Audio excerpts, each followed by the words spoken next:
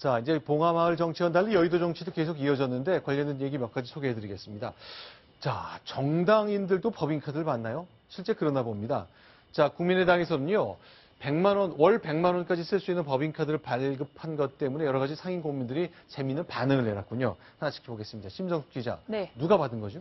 바로 지금 화면에 나가고 있는 정대철, 권노갑 두 국민의당 상임 고문이 회사에서다 주는 법인카드를 100만 원 한도인 법인카드를 받았습니다. 근데 공식 당직이 없는 분들이잖아요. 네, 그렇습니다. 그 정대철 고문은 저 카드를 기꺼이 받았고요. 받는 모습이고요. 네, 반면에 권노갑 고문 같은 경우에는 받았는데 뜻만 받겠다 그러고 네. 정중히 사양을 했습니다. 그래서 정대철 고문 같은 경우에는 저 100만 원짜리 카드를 받은 다음에 가격이나 액수가 문제가 아니라 네. 정말 이 뜻이 가상하다. 본인이 정당 고문 같은 자리를 정말 몇 번 많이 맡아봤는데 이렇게 법인카드 주는 경우는 처음이었다 그러면서 지난 금요일이죠. 20일 날 당직자들하고 오찬도 함께 했다고 합니다. 그렇게 법인카드 사용 내역을 보니까 각 공동대표는 한 월 300만 원 정도 쓸 수 있고 네. 사무총장은 200만 원 그리고 대변인이나 본부장 한 20명쯤 되는 사람은 한 달에 100만 원. 야, 이런 정치인들 돈 쓸 일이 굉장히 많은데 일단 이 정도까지는 당에서 내주지만 나머지는 알아서 쓰라 그런 얘기인데요. 예전에 홍준표 예전 원내대표가 돈 문제 나왔을 때 보니까 내가 운영위원장인데 한 달에 3천만 원씩 나온다 그랬거든요. 그에 비하면 좀 액수가 작아 보이네요. 아마 이제 또 국민의당이 아직은 좀 작은 당이고 네. 그래서 그런 것도 있겠지만 사실은 뭐 저 돈으로 대표가 어떤 그 정치 활동을 다 하면서 이래서 행사를 다 충당하기는 어려울 것이고 아마도 저 액수는 개인적으로 이렇게 사람들을 만나거나 비공식적으로 할 때에 쓰는 그야말로 비상금조의 한도를 설정한 게 아닌가 싶고요. 네. 실제로 만약에 당의 공식 행사나 이런 것은 아마도 저 카드가 아니라 네. 사무처의 카드라든지 이런 형태로 해서 당에 지급된 정치자금 지출 계좌는 한 계좌지만 한도가 각각 다른 이런 그 여러 개의 카드를 만들어서 준 게 아닌가 싶습니다. 네. 저거는 분명히 해둘 게 있는 게 홍준표 지사가 얘기한 거는 국회직입니다. 국회직 운영위원장. 네, 국회직 운영위원장이가 그거는 그야말로 국고에서 나오는 것이고 지금 여기에는 당 운영 비용인데 저 경우도 좀 달리 봐야 될 것이 저 중에 지금 현직 국회의원이 된 사람들 있잖아요. 그런 사람들은 제가 볼 때는 크게 돈 쓰는데 문제가 없을 걸로 보이지만 저 가장 그래도 즐겁고 고마워할 때는 저 밑에 대변이나 본부장 등 예를 들어서 국회의원이 아닌 사람들 그런 경우에 있어서는 그래도 조금이라도 저렇게 배려해 주는 거는 상당히 의미가 있다고 봐야 되겠죠. 그동안 안철수 대표가 이제 한 2천억쯤 되는 재산 중에 좀 거칠게 말하면 절반 정도인 1,000억에 해당되는 주식을 이제 기부했고 1,000억 원 정도 남아서 재산 등록하면 최상 순위에 있는 건데 개인 돈을 많이 안 쓴다 이런 소리를 들었거든요. 그런데 어쨌건 당의 돈이긴 하지만 어쨌건 이렇게 법인카드를 만들어서 돌렸다는 거. 그전엔 잘 공개가 안 됐던 건데 이번에 외부에 알려지면서 아, 돈을 이렇게 쓰는구나. 씀씀이가 이렇구나 하는 좀 단초를 저희가 볼 수 있도록 해줬습니다. 자, 양지열 변호사님. 정당 얘기 조금 하나만 보자면요. 반기문 유엔 사무총장이 유난히 어제 오늘 사이 뉴스에 많이 올라오네요. 그러게요. 외국 외신에서 잡지에서 반 총장에 대해서 굉장히 혹평들을 쏟아냈습니다.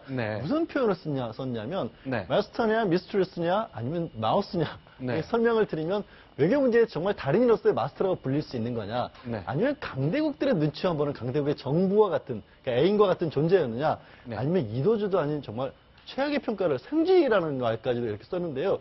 왜 그러냐면 강대국들에 대해서 큰 소리를 못 쳤고 내부 행정도 제대로 못하면서 유행 밖에서의 어떤 통치도 실패를 했다라는 식으로 혹평을 지금 이코노미스트에서 쏟아냈습니다. 그러니까 대한민국 국민으로서 반기문 유엔 사무총장을 배출하는 건 아시아 최초의 사무총장이기 때문에 대단히 자부심을 우리는 갖고 있거든요.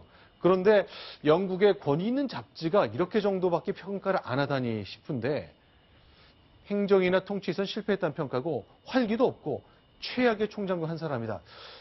이거 과연 저는 이제 유엔 내부의 사정을 잘 알 수 없기 때문에 얼마나 공감할 수 있는지는 전 전문가한테 좀 들어야 되겠는데 전임 총장과는 달리 강대국에 맞서는 거를 반기문 유엔 사무총장이 싫어했다. 영어로 하는 말을 잘 못했고 절차에만 집착했다. 이런 말 때문에 야 이렇게까지 혹평을 할까 싶을 정도네요. 자 일단 저희도 기억하겠는데 처음에 아시아인으로 최초의 오랜만에 유엔 사무총장이 나왔을 때 신은 존재한다고 믿느냐. 이런 첫 회견 때 이런 질문을 기자들이 했거든요. 좀 짓궂을 수도 있고 영어가 익숙지 않은 고령의 외교관이 왔을 때 영어 테스트하는 것 같기도 하고 그랬거든요. 자, 일단 박성훈 부부장께 좀 질문 드려보겠습니다. 이런 식의 평가 잘 못 보셨잖아요. 지금 우리는 뭐, 네. 반기문 총장이 기후변화 협약도 성사시키고, 네. 그리고 또 아프리카 저개발국에 대한 또 많은 또 어떤 그 지원, 이런 부분을 기억하지만, 사실은 저런 그 서구 언론의 평가 중에는 상당 부분 이른바 강대국 중심주의의 시각이 있는 것, 특히 어떤 미국이 아닌 다른 유럽권의 이런 데서의 그 시각도 상당 부분 반영돼 있는 게 아닌가라는 생각도 드는데, 네. 반 총장이 사실은 굉장히 부드러운 성격의 네. 어떤 그 자신을 드러내고 자신의 어떤 공적이나 이런 것을 선굵게 어떤 부딪히고 이런 스타일은 아니지 않습니까? 우리 국내에서 그 전에 그 외교부 장관 할 때도 보면, 근데 그런 부분들이 아마도 저런 국제 무대에서 저런 어떤 평가를 혹평받을 수 있는 이러한 소지를 좀 남긴 것 아닌가, 이렇게 좀 분석할 수 있을 것 같습니다. 자, 예. 지금 반기문 총장에 대한 검증을 국내에서보다는 오히려 국제 무대에서 검증이 시작된 것 같은 그런 느낌을 확 받았습니다. 사실은 네. 우리 대한민국 국민들 중에서는 아마 반기문 총장이 국제사회에서 네. 그것이 좀 편파적이라 하더라도 네. 저런 평가를 받고 있으리라고는 거의 상상을 못했던 거 아닙니까? 네. 그런 면에서 굉장히 충격적이긴 한데, 다만 하나 말씀드리고 싶은 건 뭐냐면, 최근 들어서 이 총장이라는 유엔 사무총장이라는 것이 소위 말해서 P5 네. 상임이사국 누구도 반대하지 않는 네. 그런 국가 그런 인물을 하다 보니까 어떻게 보면은 굉장히 개성이 강하지 못한 그런 사무총장으로 흘러가는 그런 경향이 네. 있는 거에 대한 어떻게 보면은 지금 얘기 나온 대로 강대국 중심의 네. 어떤 비판적 사고방식의 표현이 아닌가, 그런 느낌이 듭니다.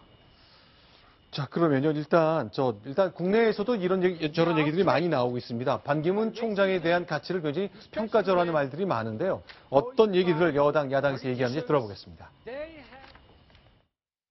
반기문 유엔 사무총장만 옹립하면은 내년 대선이 아무 문제도 없는 것처럼 인식되어지고 있는 이 문제가 저는 더 큰 우리 새누리당의 위기라고 봅니다. 초대 옹립한다고 새누리당이 덜렁 올라타겠습니까? 오신다 그러면은 대환영입니다만, 그렇다고 해서 기존에 있는 후보들을 다 가만히 계시라고 그러고 모셔올 수준은 아니라고 생각합니다. 표현 중에 덜렁 올라타겠습니까? 이 표현 있잖아요. 네. 반기문 총장이. 네. 저는 그거보다는 더 문제가 네. 덜렁 올라탄다고 해서 국민이 덜렁 찍겠습니까? 네. 라는 말이 더 정확한 거예요. 네. 네. 자, 일단 반기문 유엔 사무총장 이제 연말까지가 임기거든요. 국내 정치 때문에 자꾸 이런 질문, 대선 관련된 질문이 나오니까 유종의 미를 거두를 수 있게 좀 제발 좀 놔달라고 얘기하고 있거든요. 아마 유엔이나 이런 무대에서 반기문 총장을 바라보는 우리 외신 기자들도 이 양반이 앞으로 임기가 1년 가까이 남았는데 맨날 한국 들어가서 대선 출마한다는 소식만 나오고 그러니까 별로 곱게 보이지 않았을 수도 있을 것 같습니다. 그 얘기는 나온 지가 벌써 오래됐습니다. 네. 제3자를 통해서 들은 그런 얘기를 통해 보면 네. 유엔 사무처 직원들은 그 문제에서 상당히 좀 비판적 의견을 가지고 있다는 얘기는 벌써 이미 오래전부터 얘기가 나왔고, 다만 그것이 한국인이기 때문에 우리 국내 언론에서는 가능하면 그런 부분에 대해서는 보도를 자제하였다는 것으로 이해를 해주시면 될 것 같습니다. 알겠습니다.